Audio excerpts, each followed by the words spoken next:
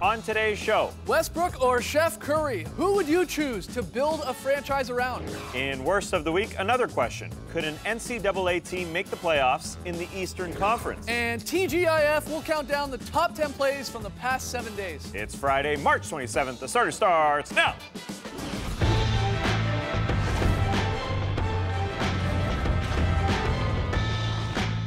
Good evening, Sweet World, and welcome to The Starters. Whether you're joining us live online or you're watching us on NBA TV, we're very, very happy to have you. I'm J.E. Skeets, and alongside me, as always, that's Tass Mellis. You guys are the best. To my right, Starters blog editor Trey Kirby. Hey-o! Hey-o! And finally, the international man of mystery, taking it to the max, Lee Ellis. Friends. Lily. All right, fun show for you this evening. Tass's Worst of the Week. We'll get to that. He hands out the dishonor of that. We've got the top 10 plays from the past 7 days.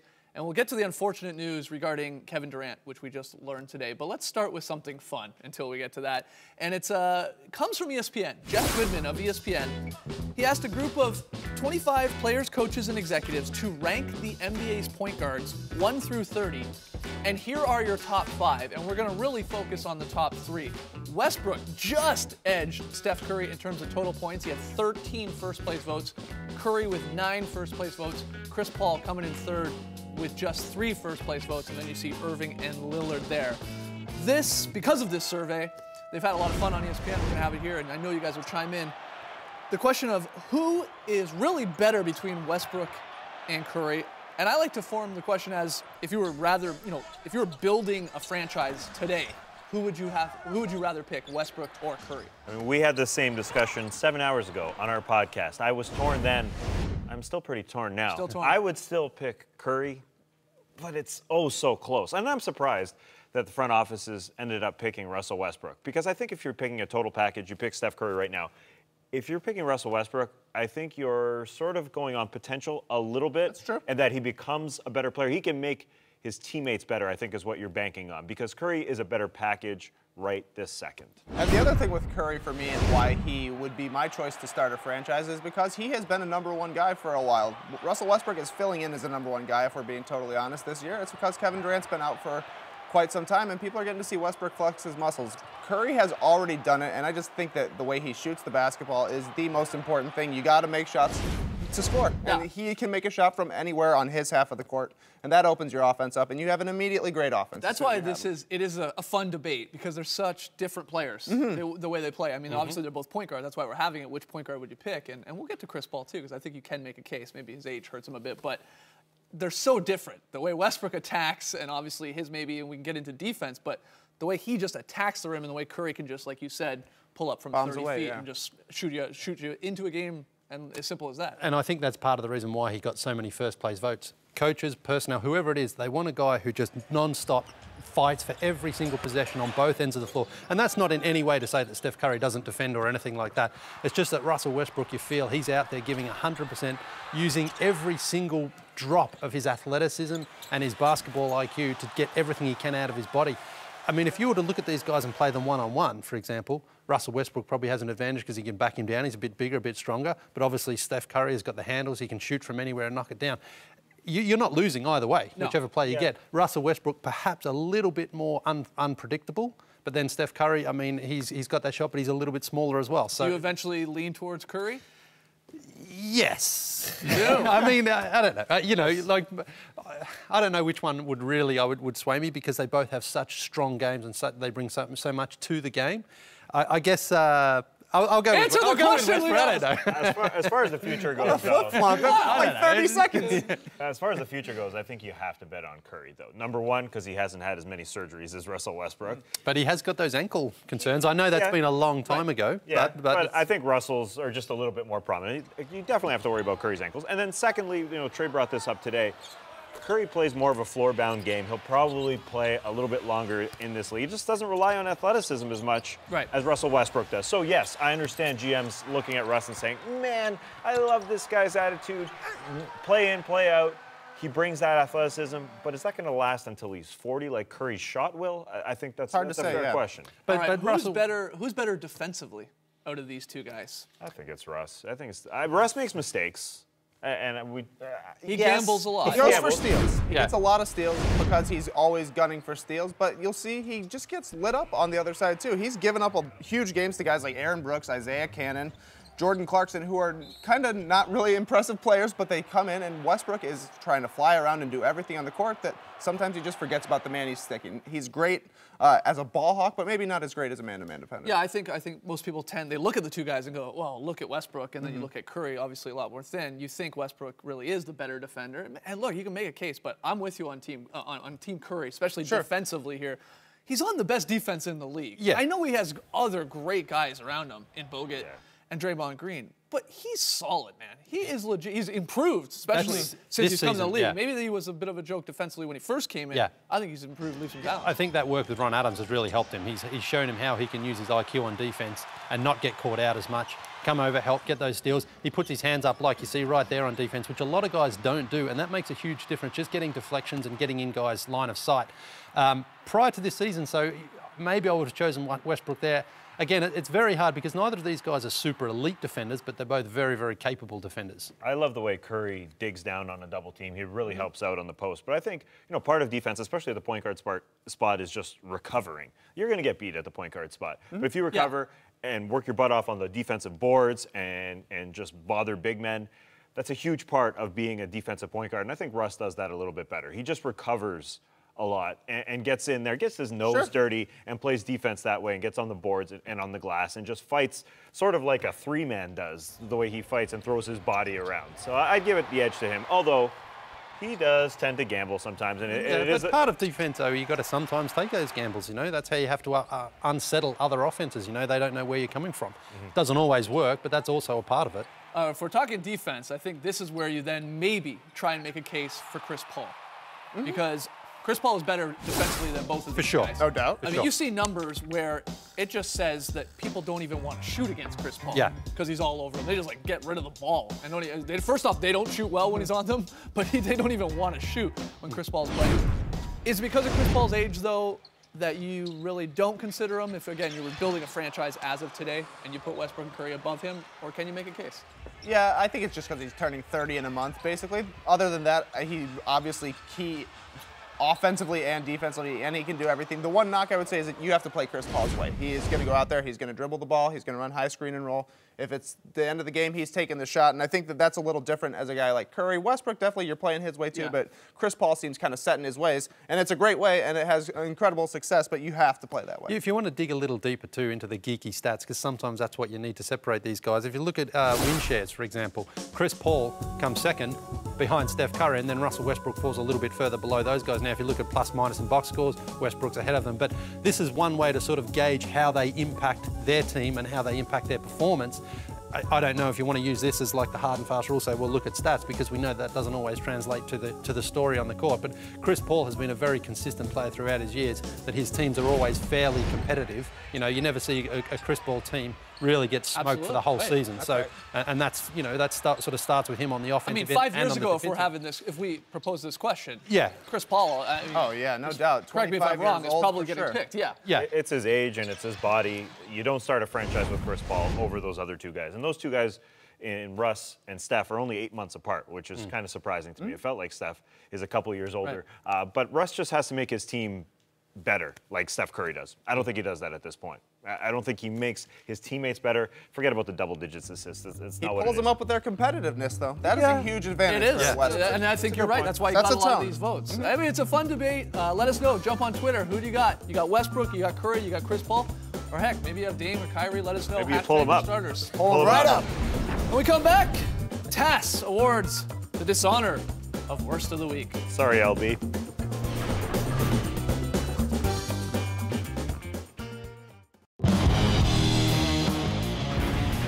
Welcome back to the Starters. Every 7 days, someone in the NBA family makes a mistake, and we jump all over it. It's time for Worst of the Week. Ladies and gentlemen, the Worst of the Week. This week's Worst of the Week is Hall of Fame basketball coach Larry Brown. Larry Brown did something that everybody does every single year. Around March Madness, you hear someone from the basketball world say something like, the best college team would beat the worst NBA team. In a one-game scenario, It's unrealistic, but hey, even the expansion Raptors took one from the 72-10 Bulls. This past fall, Eric Bledsoe went as far to say that his alma mater, Kentucky, would beat the Sixers in a series. Come on, Eric. But Larry Brown, the only coach to win both an NBA title and NCAA championship, went even further this week when he said the Wildcats would make the playoffs in the East. That is heavy, LB. Brown is saying the Wildcats would win 35 to 40 games and would beat out a team like Indiana or Brooklyn for the last playoff spot. Look, Kentucky could be the most talented team in NCAA history, and they could have 4 first-round picks and 3 second-round picks this June. But the Pacers and the Nets, well, they have much more NBA level talent than that. Indiana has 7 former first-rounders, as do the Nets. And not first-rounders who are just drafted and will be really pumped to get a driver who speaks English when they're playing in China in 3 years. First-rounders that won in college, then made NBA All-Star teams, and lasted in this unforgiving league for years. Not to mention, 35 to 40 wins is more games than Kentucky plays in an entire season. Hypotheticals are fun, but you should know better than just to throw that statement out there, Mr. Brown. Larry Brown, your worst of the week. Like clockwork. It's an annual. Yeah. It's an annual occurrence. It's an annual thing. Someone has to say it. Yeah. But the playoffs is even further That's than crazy. it's usually. Yes, you're right. Because That's one game, far too anything much. could happen. A Right. series, I think you're going way too far. But making the playoffs. I would love to see an NBA team play a college team with the college three-point line. Imagine that. Imagine what the that's score would good. be. Oh, Yeah, That's a good exactly point. right. All right, we had a couple good runner-ups this week as well. Kings, Wizards. Omri Caspi gets pushed by Paul Pierce into the front row, but it's where he gets pushed that is key. Right into this young girl who just starts to cry as expected. Actually, just got smashed by a huge man. Yeah, Paul Pierce, come on. Yeah. That's a It's silly, yeah. That's a bad foul dangerous for push. sure. Unfortunately, Omri Caspi made it up to this girl, taking a photo with her, getting her a frozen gift. Elsa and Olaf make I thought you everything meant better. like ice cream or something. No. Paul Pierce, you just gotta let it go. Let it go. Just relax. Also, this week, Jared Dudley. Oh, this was a boo-boo to remember. Jared Dudley will always remember this moment. Whoa! A ball went directly through his palms as he that's went a up for the shot. Oh, that is Is that a turnover or a missed shot? Oh, Gotta good be a question. TO. Yeah, I would say turnover. Pretty bad. At first, he was probably like, "Oh, good thing I didn't do that on the weekend, or I would have been on weekend whoopsies on the starters." But he still makes it How runner did it up happen? for worst of the week. All right, great stuff there, Tess. We have some other worse stuff to address here. Kevin Durant. We found out today from the Thunder that the Thunder forward has been ruled out for the rest of the regular season because of the foot injury. Durant's initial fracture was showing signs of regression, and he will undergo a bone graft procedure. So Kevin Durant will hopefully be back to basketball in about 4 to 6 months. That's what the timeline they're giving us right now. Durant, this is a guy, I mean, you see, what a horrible season. We've gone over this, you know, all the ankle sprain, and then the big toe, and then the surgery, and then the setback, and on and on and on here. When we learned the last time Sam Presti and the Thunder had a press conference and they told us the news that he was out indefinitely and there was that setback, we sat here and thought, pretty likely we're not going to see Kevin Durant for the rest of the season. So that is confirmed. He went and talked to specialists, and this seems to be the best thing to do. And, you know, you hope for the best for KD and he comes back healthy next season and they have a go of it. Hopefully with a full healthy team, because that's the problem with this Thunder team. Someone is always seems to be injured. Yeah. Westbrook, Ibaka, now KD. He took the summer off. Remember, he wasn't going to go and play for Team Right. USA, thinking he'd be fresh and ready for the season. And it's just gone wrong since day one, really, for him and for Oklahoma City. Yeah, I don't really want to speculate about the past if he came back early or not, but this procedure, so we look at the future, apparently is the best way to go if you want to heal that foot. This bone graft, as you mentioned, Skeets. Yeah. He'll be back. He's not done. Yep. And this is the safest way to go. If you're looking at the long term for Kevin Durant, this is the way to go. And there's no need to come back early because as long as he takes 6 months, he'll still be ready in time for the Right. beginning of next season. This is the way they have to do it. Who knows if he came back too early the first time? You see the regression on the injury, that makes me think probably he did. But I mean, I didn't get into medical school either. I applied to a couple places, they shut me down. But like I'm saying, it just seems like that's the way to go. You have to rest foot injuries, and he's going to have a summer, he's going to have a few months. This is the way to do it. Yeah, and people, people want to freak out about this, but you got to remember stars, legends. Michael Jordan missed basically an entire season. Yeah, for sure. With a foot injury early in his career, and it's not like Durant is an old guy here by No. any means either. So, yeah, did people handle this wrong? Who really knows with injuries? But take the time off, do it right, and then come back at full health next Because often as well, players, they say, yeah, I'm ready to go, and maybe they're not medically ready. Sure. But it's very hard to keep a competitive athlete and just say, sit out for another couple of weeks, even if you're feeling good. And Especially when you're a good team. Exactly. You have good players, obviously him and Westbrook and Ibaka, Yeah. and there is a championship window. Yeah. I mean, the pressure is there. They want to win right now. I think it's championship or bust with this team. With where they've been and how much talent they have, it's basically a failure, I think, if they don't win an NBA Finals. So we're going into the playoffs this year. Even if KD, let's say, came back, they were going to be an 8 seed. It was going to be very difficult for them to even get back to the NBA Finals in this tough Western Conference. You see the success that they've had. This is Kevin Durant's 8th year, and it's unfortunate that it's being cut off, but he's already had success. He's already been to an NBA Finals. And then a couple of years where Russ and Serge Ibaka went down in 2013, 2014 that were cut short. Basically, their playoff performances were cut short because of injury. So let's just get them back healthy, and then we go from there. Absolutely, and we're going to take a break soon. We got the top 10 plays coming up, but while we go to break, I want you guys to think of something and everyone watching. Our colleague Jared Greenberg said, just a crazy hypothetical, of course, I'm throwing this out here. If Kevin Durant never played another single game in the NBA, would he make the Hall of Fame? He seemed to think yes. Yeah. 4 scoring titles and an MVP is a pretty good goal. At first I go, no way. But then you start to think about it. He's been All-NBA, NBA All-Star as well. Like, he's got some accomplishments. 7 seasons of arguably being the first or second best player in the league for a good chunk of that time. Anyway, let's hear what you guys think. Jump on Twitter, #TheStarters. Good thing is, Kevin Durant will be back. So he that will hypothetical be. is And he'll get to the Hall. When we come back, top 10 plays from the past 7 days. You're watching The Starters.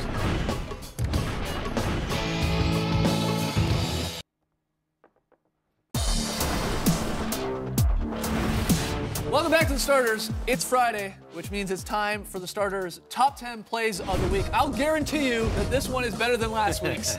We start off with 2 blocks. Yes, 2 blocks for the price of 1 at number 10. Hassan Whiteside, and then Russell Westbrook on the other end. Hard to decide which is better, even. Yeah, I think both ones a pack. Russ has got the mask on. It looks more ferocious. You think so? Yeah, look at this. Hassan starts a fast break, though. That's impressive. Cool. At number 9, check out this 6'11", 270-pound man running the break with a one-handed bounce pass. Oh, and a nice finish from Benny. Who says the Kings can't play fast? Ooh, look like Jason Kidd with the one-hand bounce pass. Oh, that's gorgeous. That's a monster. That's beautiful. We love the 50-foot bounce pass. Oh, yes. At number 8, DeMar DeRozan with the putback. Woo! Look, it's been a rough couple weeks for the Raptors, okay? But this was nice. Give us this. At number 7, DeAndre Jordan put on a heck of a dunking display. Jason Smith, no! Oh, he's no! Around. DeAndre Jordan was huge all night long, and no, that hurts. At number 6, Darren Williams with the double crossover. What does it mean? What does it mean? Look at him putting random bats on skates, and then he finishes. You got to finish. Oh, one of the best crossovers in the league back in the day. He still got it. Yeah, remember we were debating that? Yeah. How about this guy? How about this crossover? James Harden. Step back. That's mean. That's mean.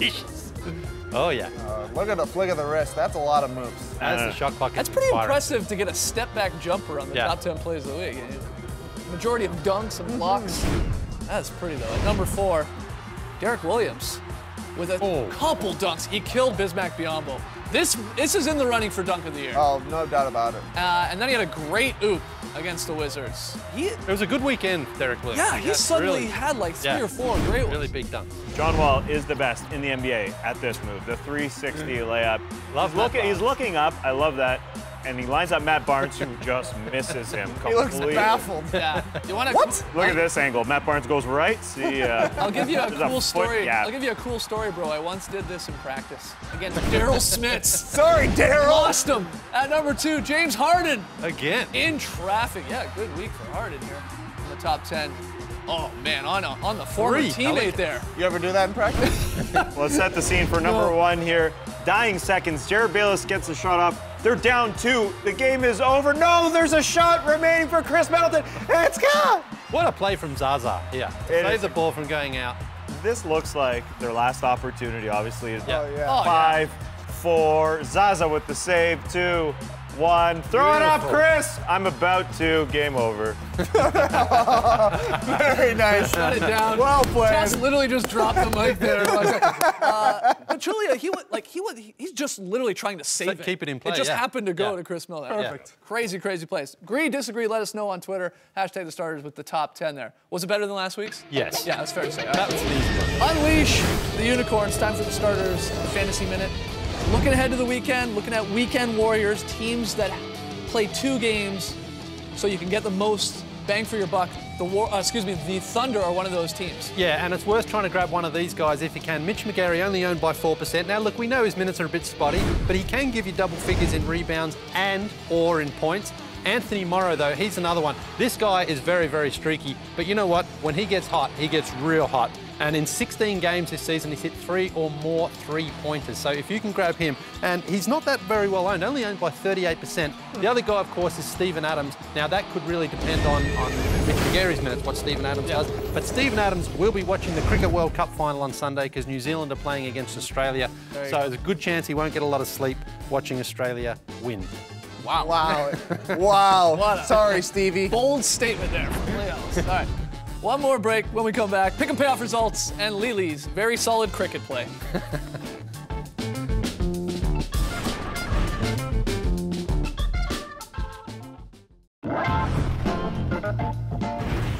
Back with the starters, a very quick look at last night's pick and payoff results. There was only one game on. Tass and I both took the Bucks, so nothing changes in the month of March. I'm up 2 games still. Not many nights left, of course, in the month. We disagree on a few games. This is good. Tass likes the Pistons. I'll take the Magic at home. Tass likes the Grizzlies at home. I'll take the Warriors on the road. We both like the Wizards, the Spurs, and the Blazers. So 2 huge games there. Yes, only 3 nights remaining. And if you've got a suggestion for a pick 'em payoff, let us know. Let us know on Twitter, Facebook, email us thestarters@nba.com. Lily, I know where we're going for the very solid play tonight, but who gets it? Well, it comes from those Milwaukee Bucks, and it comes from Ersan, who was on fire last night. But this is not a basket he scored. It's instead one of his 2 assists down low to Yanni. Beautiful play here. Look where Yanni is, and look where Yanni ends up. Ersan knows. Beautiful finish. And that's what I call a very solid play. Well-designed play there. Well-designed. Good stuff. Guys, this morning, Tass alluded to it earlier, we recorded our hour-long drop podcast. It's up on iTunes, it's up on the blog. We talked about the Westbrook-Curry debate a whole lot more. Also got into the Rookie of the Year race. Talked about the Mavericks, their sort of up and down season and where they go from here in the offseason. And a little NBA WrestleMania talk, which NBA players we'd love to see involved in WrestleMania, the granddaddy of them all. It's this weekend, right? WrestleMania 31. So there you go. So check that out. It's up on iTunes. It's up on the blog. Thanks for joining us, folks. And remember, a recommendation should only be recommended by a highly recommended source. Brace the weekend, people. Oh yeah.